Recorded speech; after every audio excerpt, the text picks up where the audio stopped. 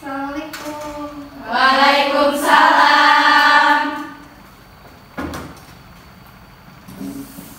Ya, alangkah baiknya sebelum pembelajaran, mari kita berdoa terlebih dahulu dipimpin dengan KM-nya ya. Baik, berdoa dimulai.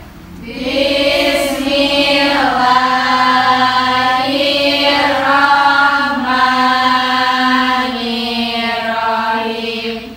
Raditu billahi robba wa bil islami dina wa bi Muhammadin nabiyya wa rasula. Rabbi zidna ilma warzuqna fahma birahmatika ya arhamar rahimin. Amin. Saat ini Ibu mau mengecek kehadiran terlebih dahulu ya. Siapa yang tidak hadir? Herma Kenapa Herma? sakit. Iya. Mudah-mudahan Herma diberikan semoga cepat sembuh ya dan diberikan kesehatan bisa berkumpul kembali bersama kita ya. Amin. Selanjutnya kita ke yang akan dilakukan hari ini pembelajaran tentang pemeriksaan tanda-tanda vital ya. Jadi kalian itu harus bisa melakukan pemeriksaan tanda-tanda vital dengan tujuannya hari ini ya, peserta didik mampu mendiagnosis nilai normal pemeriksaan tanda-tanda vital, tekanan darah, nadi, pernapasan dan suhu. Terus yang kedua, peserta didik dapat mengukur tekanan darah, nadi, pernapasan dan suhu. Jadi kalian itu harus bisa mengetahui apakah si pasien ini normal atau tidak. Ya, kan sebelumnya kita sudah membahas apa itu tentang pemeriksaan fisik, terus nadi, pernapasan dan suhu itu apa. Kalian sudah tahu rentang nilainya itu berapa ya. Seperti itu. Ibu akan bertanya terlebih dahulu ya, kenapa kita harus bisa melakukan pengukuran tensi darah, nadi dan suhu? Siapa ada yang tahu tidak? Saya, Bu. Ya, silakan Bapak. Baik Ibu, mengapa kita harus bisa memeriksa tanda-tanda vital supaya kita sebagai tenaga medis mengetahui bahwa si pasien tersebut berapa tekanan darahnya, nadinya, pernapasannya, dan suhu tubuhnya, supaya kita bisa menarik kesimpulan bahwa apa kasus dari si pasien tersebut. Ya, sudah benar ya. Terus kita siapa ya? Ada yang tahu untuk manfaat dari pemeriksaan tanda-tanda vital? Siapa? Ada lagi? Gimana? Silakan berdiri. Baik, untuk manfaat dari tanda-tanda vital yaitu satu, mengetahui seberapa hasil dari tekanan darah, nadi, pernapasan dan suhu. Yang kedua yaitu mengidentifikasi kesehatan pasien dan apa keluhan yang sedang dirasakan. Ya. Oke. Sebelum masuk ke pembelajaran, kita briefing terlebih dahulu ya. Ya, Bu. Ya. Kalian berhadapan berdua ya. Nanti pulpen disimpan di tengah. So, belum? Clap, boom, clap, boom, clap, clap. Seperti ini ya. Nah, ulangi siap. Clap, boom, clap, boom, clap, clap, boom.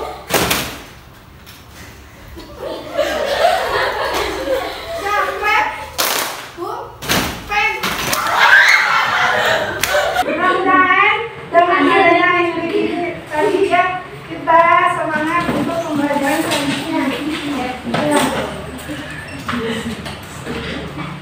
Capek nggak? Oke,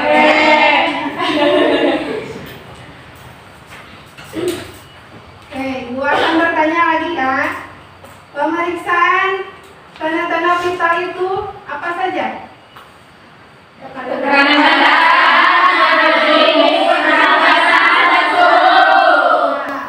Kalau suhu tepatnya di mana aja pemeriksaannya?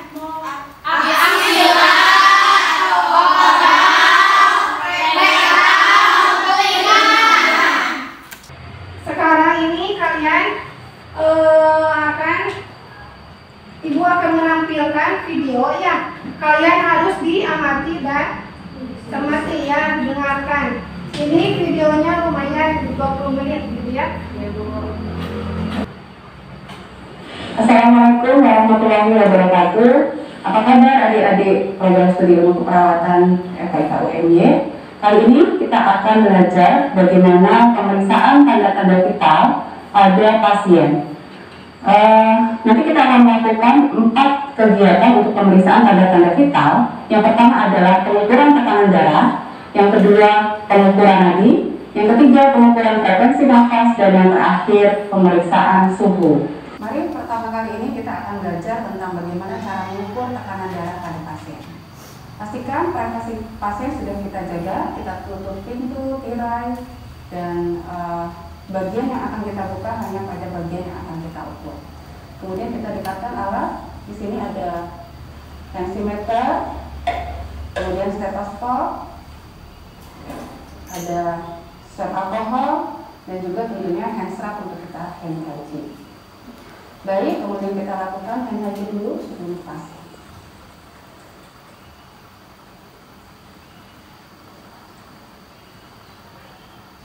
Atas posability adalah standar jarak manset yang harus terpasang. Dan pastikan dia tidak terlalu ketat, tidak terlalu kendor. Jika terlalu kendor nanti akan menyulitkan dan juga tidak valid pengukurannya. Jadi pastikan satu jari kita bisa masuk ke dalam manset pengukuran. Baik, kita dulu Bapak. Ya. Posisi telapak tangan supinasi sehingga nanti akan kita temukan dengan mudah nadi-nadi yang akan kita ukur. Jika kita menemukan nadi yang paling kuat, disitulah nadi radialis yang akan kita raba. Kita tandai sebentar.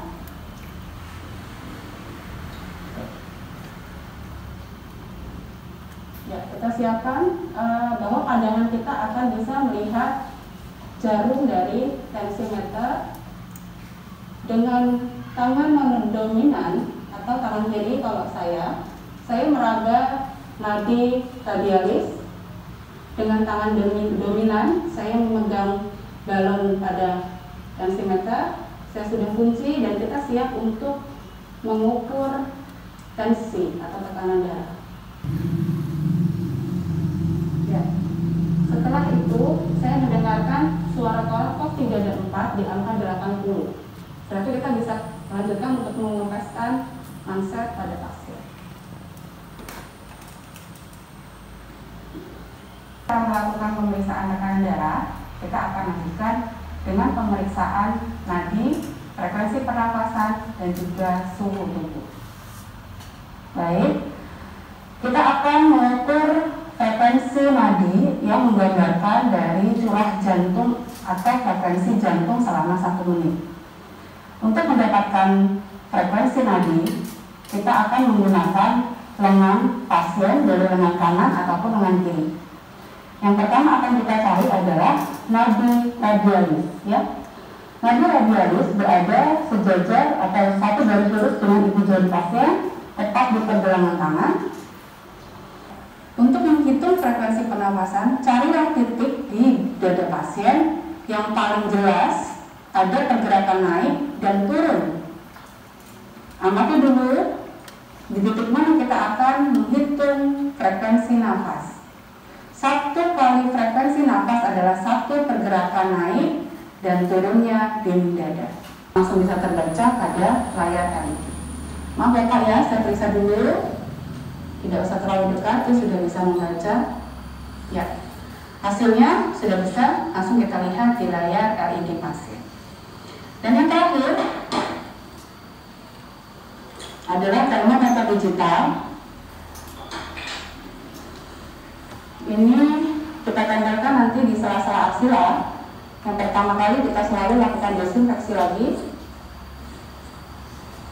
pada ujung termometer yang akan kita tempelkan di pasien, ya.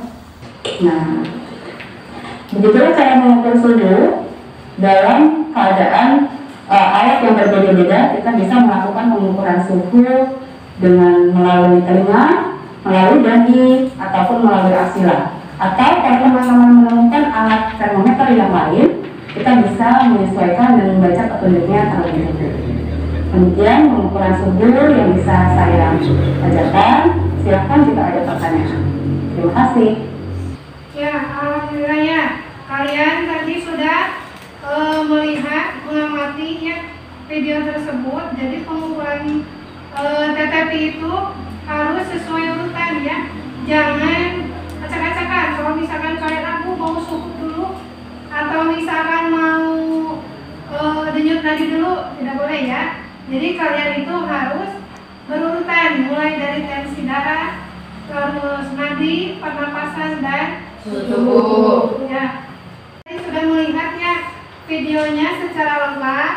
Untuk hari ini Ibu akan mempraktekkan kembali ya, supaya kalian bisa melihat langsung cara pengukuran tensi darah, pernapasan, nadi dan suhu ya. Sana kelihatan tidak Ibu di sini? Kelihatan.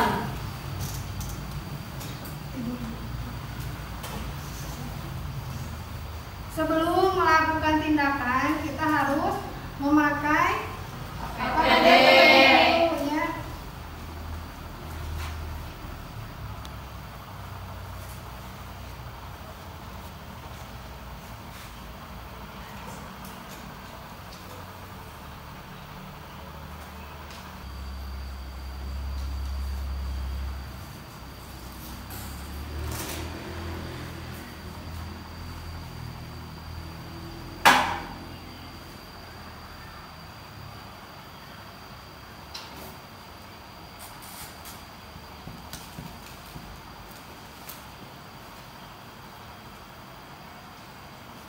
Pastikan stetoskop itu berbunyi ya, duduk. Kalau tidak berarti ininya harus dibuka dulu ya.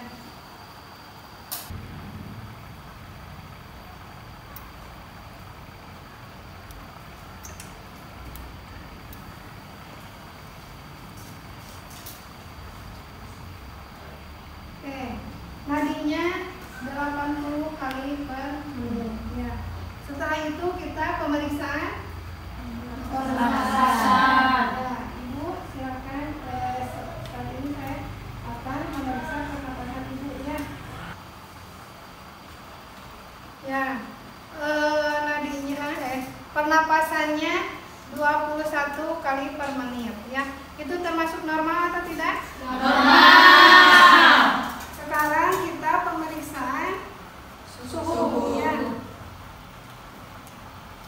Terlebih dahulu kita bersihkan ya.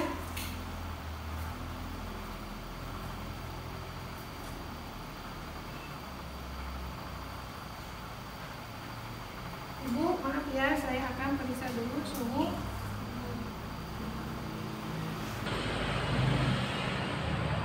Nah, pemeriksaan tekanan darah, pernapasan, nadi dan suhu sudah selesai ya. Selanjutnya silakan kembali lagi. Selanjutnya kita ke studi kasus ya. Ini contohnya ya. Umur 35 tahun, mengeluh pusing dan tidak bisa tidur. Demam tinggi dengan hasil pemeriksaan TTP yaitu tekanan darah 150/100 ml/Hg ya. Suhu 38,5 derajat Celcius. Nadi 80 kali per menit. Respirasinya 16 kali per menit. Tentukan masalah keperawatan pada pasien tersebut. Silakan kalian amati ya respirasinya.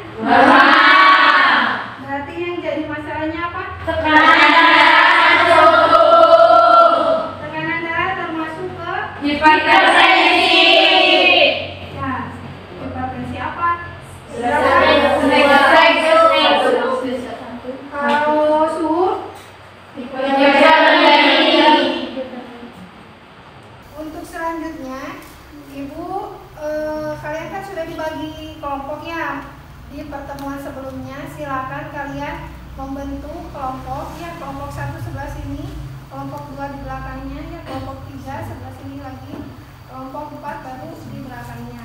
Silakan kalian berkelompok sesuai kelompoknya, ya. Ya Bu. Ya Bu. Bu akan membagikan LKPD, ya, lembar kerja peserta didik. Kalian harus dibaca terlebih dahulu, ya. Nanti setelah itu kalian kerjakan, ya. Kalian tulis kelompok berapa, gitu ya. Terus kelas berapa, namanya siapa saja. Dan kalian jawab pertanyaan-pertanyaannya. Dan di bawahnya ada studi kasus, ya. Dijawab. Setelah itu kalian nanti presentasikan, ya, siapa yang mau ke depan, ya. Setelah itu setelah menyajikan hasil, selanjutnya kalian mencoba untuk praktek pengukuran tensi darahnya, nadi dan pernapasan sama suhu, ya.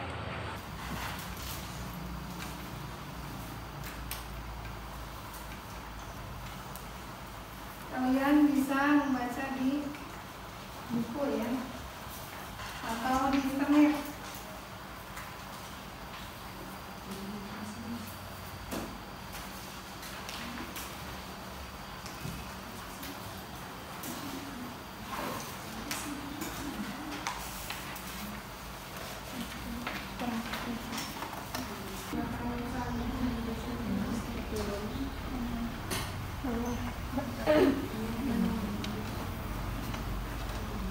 Boleh kalian cari di internet, ya.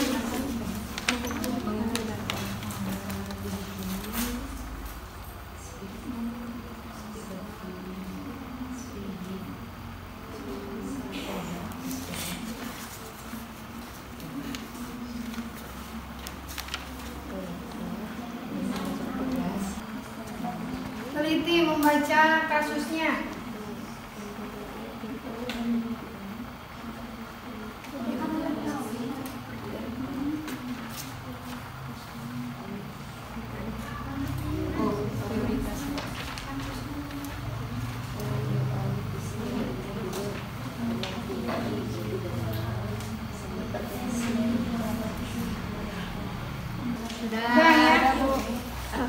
Silakan perwakilan kelompok, ya. Ini ada 4, ya, kemungkinan yang ke depan itu 2 kelompok terlebih dahulu, ya.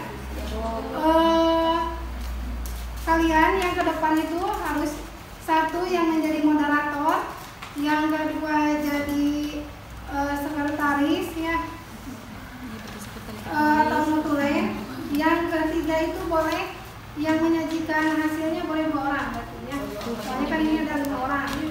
Yang 1 lagi untuk menjawab, ya, seperti itu. Silakan perwakilan kelompok 1 terlebih dahulu, ya. Assalamualaikum warahmatullahi wabarakatuh. Waalaikumsalam warahmatullahi wabarakatuh. Perkenalkan, kami dari kelompok 1 Suaranya yang kencang, ya. ingin mempresentasikan hasil diskusi kami. Jadi hasil diskusi kelompok di sini ada pertanyaan, apa nama gambar di samping?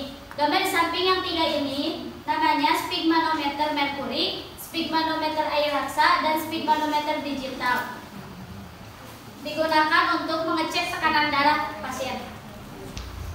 Untuk studi kasus nomor 2, Tuan D umur 55 tahun mengeluh pusing dan tidak bisa tidur.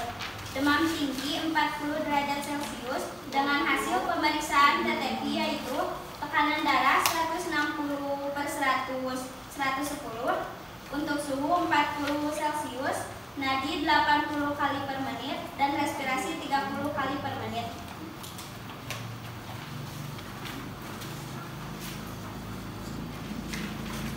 Studi kasus berikutnya yaitu demam dan hipertensi. Yang harus dilakukan yaitu nomor 1 kompres, yang kedua kolaborasi dengan dokter, yang ketiga anjurkan klien teknik relaksasi. Baik, di sini kami membuka sesi tanya jawab. Silakan untuk bagi yang ingin bertanya.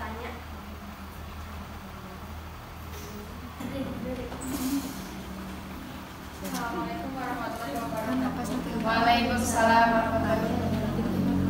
Perkenalkan, saya Ria dari perwakilan dari kelompoknya. Mohon izin bertanya.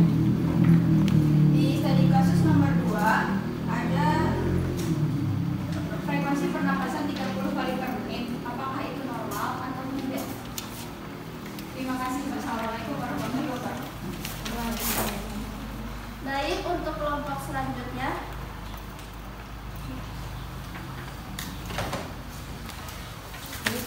Izin untuk bertanya. Dari studi kasus nomor 2 yaitu pernapasan 30 kali per menit dan ada demam tingginya yaitu 40 derajat Celcius. Apa yang kalian lakukan untuk prioritas mana yang kalian lakukan utama? Lebih prioritas. Untuk kelompok selanjutnya lagi. Baik, sambil nunggu yang bertanya, saya jawab dulu ya. Yang pertama mungkin studi kasus nomor 2, napas 30 kali per menit, apakah itu normal? Menurut saya tidak, karena normal dari respirasi itu 16 sampai 21 atau 24 kali per menit. Baik, itu berarti tidak dikatakan normal. Yang kedua masih bersangkutan. Nomor 2, pernapasan dan demam prioritas yang paling diutamakan. Mungkin yang harus kami tindak untuk pernapasan kembali normal itu anjurkan teknik relaksasi, napas dalam dan lain sebagainya. Untuk yang kedua, prioritas. Yang pertama mungkin diprioritaskan yang pertama itu adalah demam.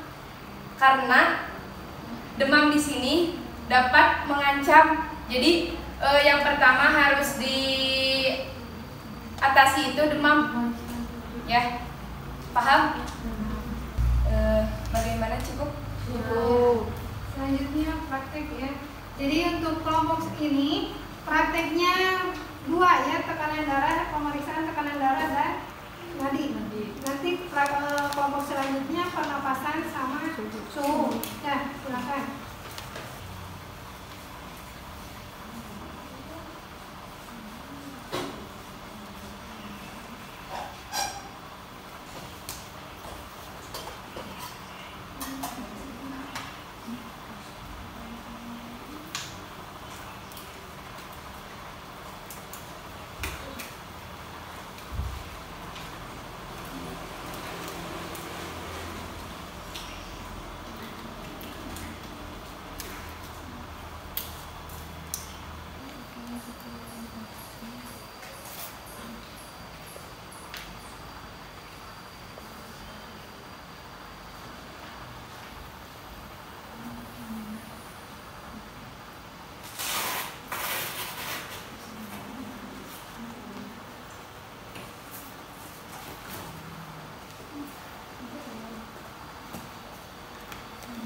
Baik, yang saya temukan tadi tekanan darahnya 120/80 itu dikatakan normal.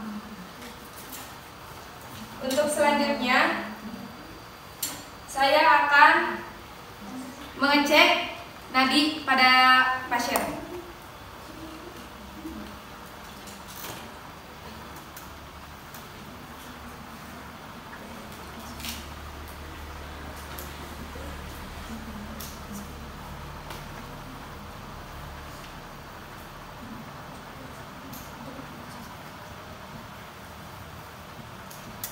Baik, untuk nadinya 80 kali per menit itu dikatakan normal. Baik, mungkin dari kelompok kami prakteknya sampai pengecekan tekanan darah sama pemeriksaan denyut nadi.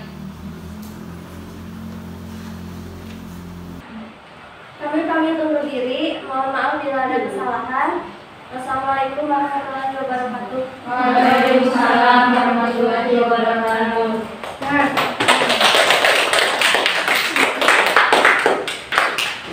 kesimpulan dari diskusi kelompok ya, kita harus mengetahui kalau misalkan ada pasien dengan 150 tekanan darah 150/100 itu masuknya ke hipertensi berapa, jadi harus jelas ya.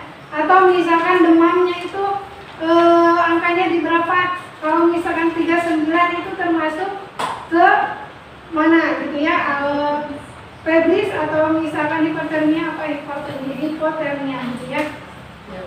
Jadi kalian itu harus jelas diagnosanya hipertensi berapa atau misalkan demamnya itu dianggap berapa atau nadi dan pernapasannya itu normal atau tidak, sebutkan gitu ya diagnosanya.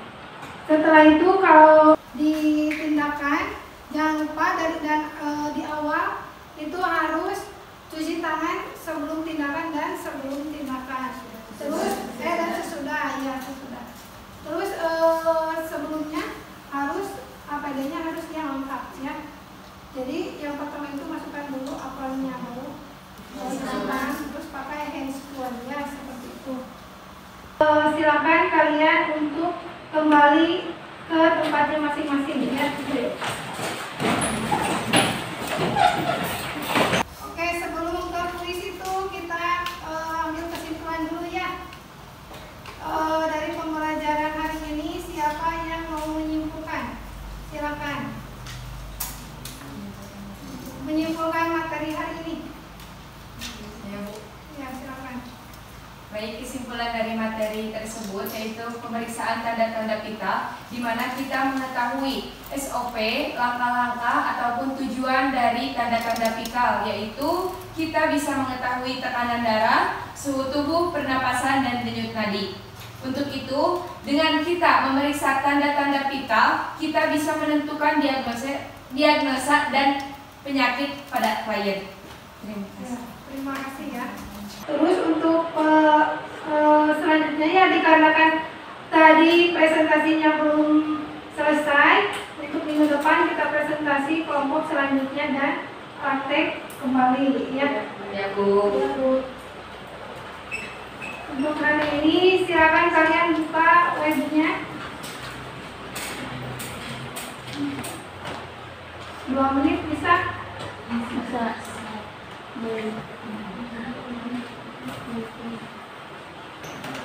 Silakan masukkan joinmyquiz.com.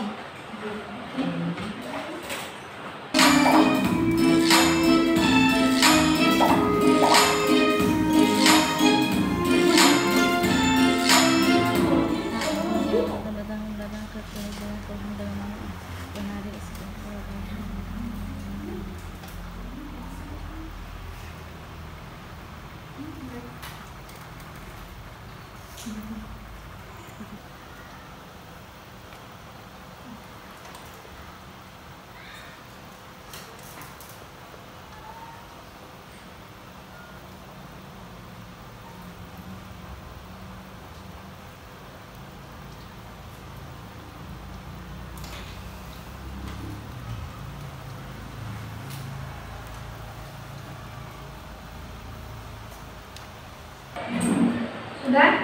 Ya. Ya, kalian bisa lihat ya. Ranking pertama yang bisa menjawab itu Dita,